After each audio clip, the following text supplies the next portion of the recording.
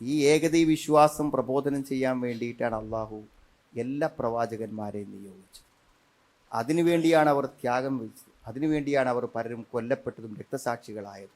അതുകൊണ്ട് സുഹൃത്തുക്കൾ, ഇതൊക്കെ നമ്മളെല്ലാവരും പണിയാണ്, നമ്മുടെ എല്ലാവരുടെയും ദൗത്യമാണ്. ആളുകൾ എല്ലാ നിലക്കും ജീവിച്ചിരിക്കുന്ന മനുഷ്യ ദൈവങ്ങളാണെന്ന് എല്ലാ ആളുകളും, മഹാന്മാരും മഹത്തുക്കളായിട്ടുള്ള ആളുകളായിട്ട് ധാരാളം ആളുകൾ എല്ലാ മതത്തിലും ഉള്ളതുപോലെ മുസ്ലിങ്ങൾക്കിടയിലും അതുണ്ട്.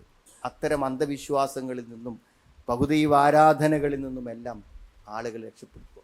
ഒരു 10 ഉറുപ്പിക ഇട്ടാൽ വയനാട് ചുരം ഇറങ്ങി തിരിച്ചു വരുന്നവരെ നമ്മളെ വാഹനമൊക്കെ ആ വലിയ നോക്കിക്കോളും എന്ന് വിശ്വസിച്ചിട്ടാണ് ആൾക്കാർ ചുരം കയറുന്നത്. അവിടെയുള്ള പോണ പള്ളീൻ്റെ സൈഡിലൊരു പെട്ടിയിൽ 10 ഉറുപ്പിക ഇട്ടാൽ ആ 10 രൂപ കൊണ്ട് തിരിച്ചു വരുന്നവർ ഒരു കാവലാകുന്നതാണ്. വീട്ടിൽ നിന്ന് ഇറങ്ങുമ്പോൾ എന്താ വേണ്ടത്? ബിസ്മില്ലാഹി തവക്കൽതു അലല്ലാഹ് ലാ ഹൗല വലാ ഖുവത ഇല്ലാ ബില്ലാഹ്.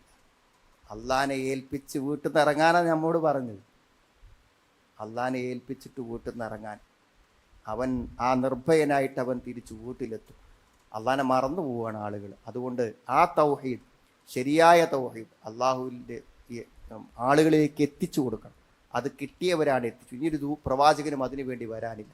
അതുകൊണ്ട് എനിക്കും നിങ്ങൾക്കും എല്ലാം ബാധ്യതയുണ്ട് ഈ തൗഹീദിൻ്റെ സന്ദേശങ്ങൾ നാം മനസ്സിലാക്കിയത് നമ്മുടെ സുഹൃത്തുക്കൾക്കും നമുക്ക് ബന്ധപ്പെട്ടവർക്കും നമ്മൾ പറഞ്ഞു കൊടുക്കുക.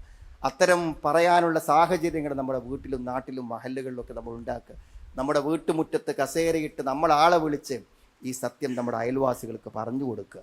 അങ്ങനെ ഈ തൗഹീദിൻ്റെ പ്രബോധന രംഗത്ത് നമ്മുടേതായ പങ്കുവഹിക്കുമ്പോൾ അതിന് വലിയ പുണ്യം, വലിയ പ്രതിഫലവും അള്ളാഹു നമുക്ക് തരും. അത് പ്രവാചകന്മാർ നമ്മളെ ഏൽപ്പിച്ച ജോലിയാണ്.